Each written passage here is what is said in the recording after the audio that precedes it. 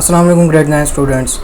So today we are going to start our two new topics of the main topic of our objectives and strategies of British colonialism in India. So today we will study about its objectives and its strategies. So let's start our today's topic. First, objectives.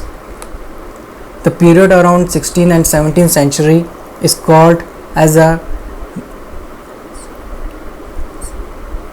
Renaissance period of the European nations.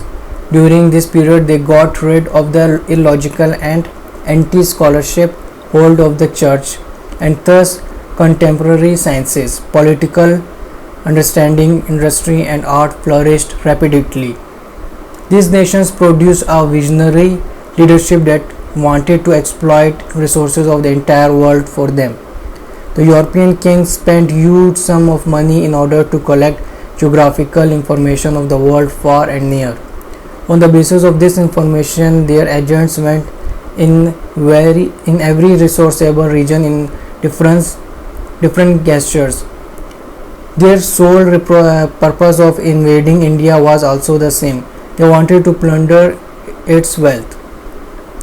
At that time, the cotton textile industry in England was highly developed, but it lacked the raw material. She wanted to get cotton by cultivating it on Indian soil.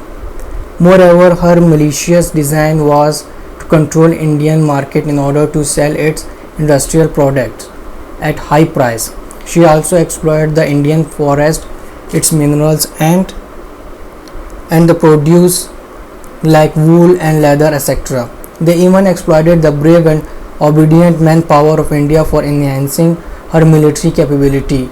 During the World Wars I and II, thousands of Indian soldiers laid down their lives for the British Empire.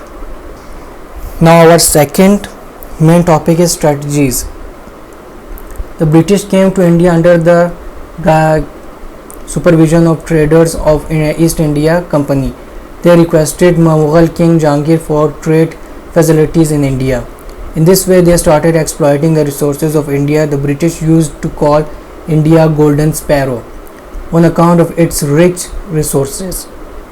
These traders enjoyed the monetary and military support of the British government.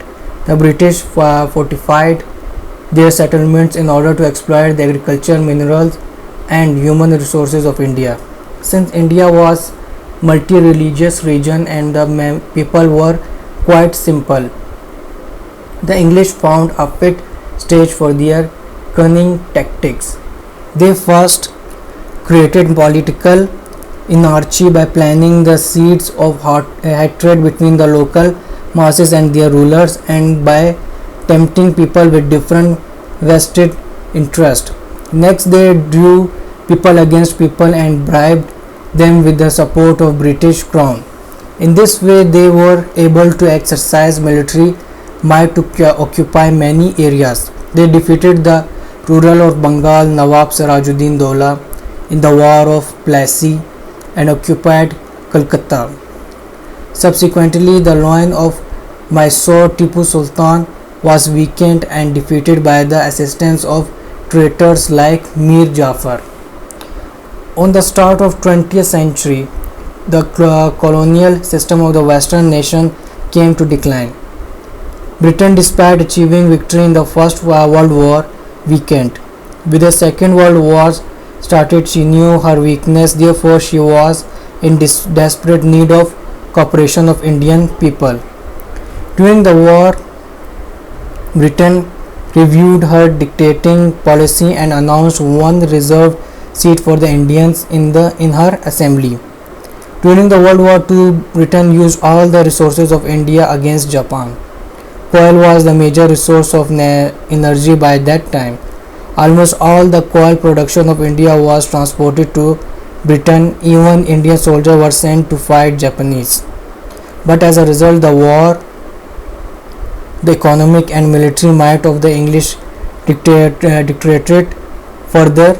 Thus, the only good option left with them was to surrender to the independence movement and quit India.